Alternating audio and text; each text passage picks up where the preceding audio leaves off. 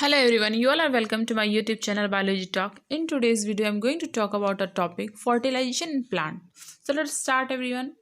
As we all know, fertilization is a process in which the male gamete and the female gamete fuse together to form a zygote.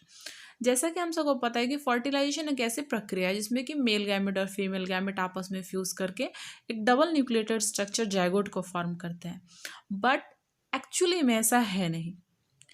In fact, all those events that occur at the end of syngamy are collectively known as fertilization. वास्तव में वे सभी प्रक्रियाएं जो कि syngamy यानी कि fusion of gametes के अंत में होती हैं, उन सबको हम लोग कलेक्टिवली फर्टिलाइजेशन कहते हैं. However, this process was discovered by Strasburger in the year 1884. इस प्रक्रिया की खोज 1884 में स्ट्रेसबर्गर नाम के एक व्यक्ति ने की. Events of fertilization. There are 4 events of fertilization. First is germination of pollen grain and growth of pollen tube. Next is entry of pollen tube into ovule. Third is entry of pollen tube into embryo sac. And the fourth event is syngamy. So now we will understand all these 4 events of fertilization using a diagram of Karpel. So let us start everyone. As we can see the diagram of Karpel, it has 3 parts. Ovary, that is the basal swollen part, style, that is the middle tubular part, and stigma, that is the upper flat part. हम सबको पता है कि किसी भी carpel या फिर pistol के 3 हिस्से होते हैं. निचले स्वोलन पार्ट को हम लोग ओवरी, बीच के ट्यूबुलर हिस्से को स्टाइल और ऊपर के फ्लैट वाले हिस्से को स्टिग्मा कहा जाता है. ओवरी के अंदर ओव्यूल पाया जाता है जिसके अंदर की फीमेल गैमेट और अन्य सेल्स पाए जाते हैं. स्टाइल जो है वो पॉलन ग्रेन के न्यूक्लियस के लिए पैसेज का काम करता है, जबकि स्टिग्मा के ऊपर पॉलन ग्रेन लैंड करता है, जिस प्रोसेस को हम लोग फर्टिलाइजेशन के नाम से जानते हैं. तो यहाँ हम लोग स्टार्ट कर रहे हैं इवेंट्स ऑफ फर्टिलाइजेशन कैसे होता है. तो फर्स्ट ऑफ ऑल पहले पॉलिनेशन होता है, यानी कि स्टिग्मा पर पॉलन ग्रेन कुछ घंटे या कुछ महीने तक पड़े रहते हैं.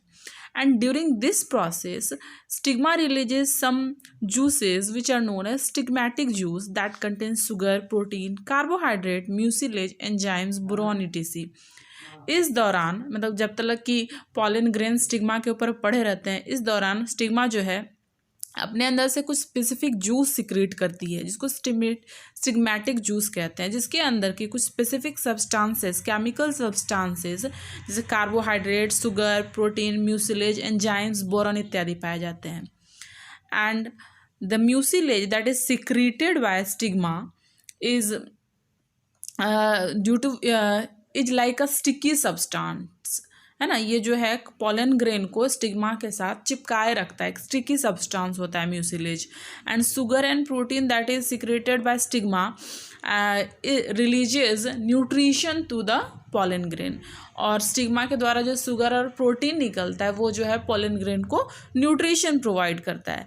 एंड कार्बोहाइड्रेट जो स्टिग्मा रिलीज करती है उसके मदद से जर्मिनेशन, यानी पॉलन ट्यूब में जर्मिनेशन जो है वो कार्बोहाइड्रेट के मदद से शुरू होती है.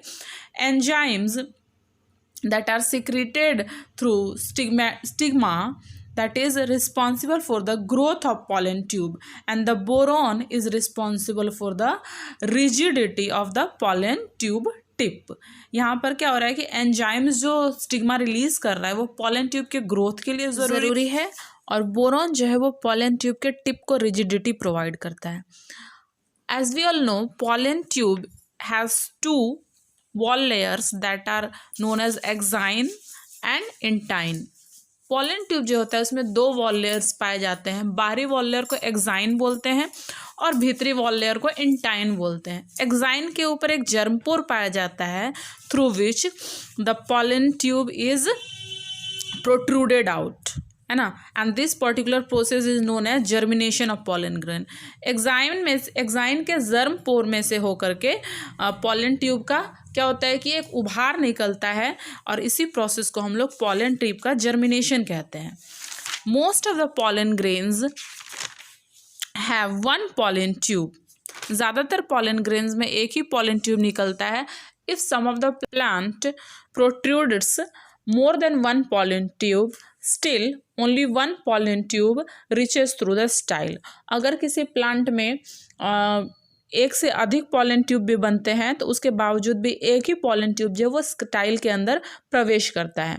And through this pollen tube nucleus of male gamete reaches to the ovule where it fuses with the female gamete that is known as the egg cell through an opening that is known as micropylar end।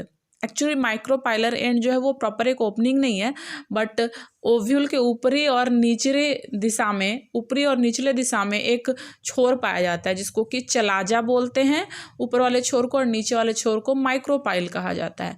और generally इसी micropyle के through ovule के दीवार को तोड़ते हुए ये pollen grain एक सेल तक पहुंचता है, जहां से कि ये एक सेल से फ्यूज होकर डबल न्यूक्लिएटेड स्ट्रक्चर यानी कि जायगोट का फॉर्मेशन करता है। In the embryo sac the present female gamete and male gamete fuses, which is also known as syngamy, and this is how the fertilization process forms a diploid zygote। Embryo sac में उपस्थित एक male gamete तथा एक female gamete यानी egg cell का fusion हो जाता है, जिसको कि हम लोग सिंगैमी कहते हैं, और इस प्रकार से फर्टिलाइजेशन के अंत में एक डिप्लॉयड जायगोट का फॉर्मेशन हो जाता है। अगर आप लोगों को मेरी ये वीडियो अच्छी लगी हो तो please please please comment section में ज़रूर बताइएगा लिखकर।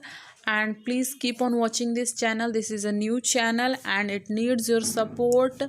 आप सबसे विनती है, आप सबसे प्रार्थना है, आप सबसे रिक्वेस्ट है कि अगर आपको अच्छा लगे इस चैनल के वीडियो तो आप इसको देखिए और लगातार देखिए और बहुत सारे दोस्तों में शेयर कीजिए, और अपने अच्छे अच्छे कमेंट्स जो कि सुन के मुझे बहुत मोटिवेशन फील हो और मैं इंस्पायर हो जाऊं, प्लीज़ उसको ज़रूर से ज़रूर लिखिए, और बहुत सारे सब्सक्रिप्शंस को बढ़ाइए और बहुत सारे व्यूअर्स को प्लीज़ प्लीज़ प्लीज़ लाइए, क्योंकि आपका ये एफ़र्ट मुझे और भी कहीं अधिक एफ़र्ट लाने के लिए बहुत ज़्यादा प्रेरित करेगा, और आपको इस चैनल पे और भी अच्छे अच्छे स्टडी वीडियोस देखने के लिए मिलेंगे। Thank you everyone, thank you for watching.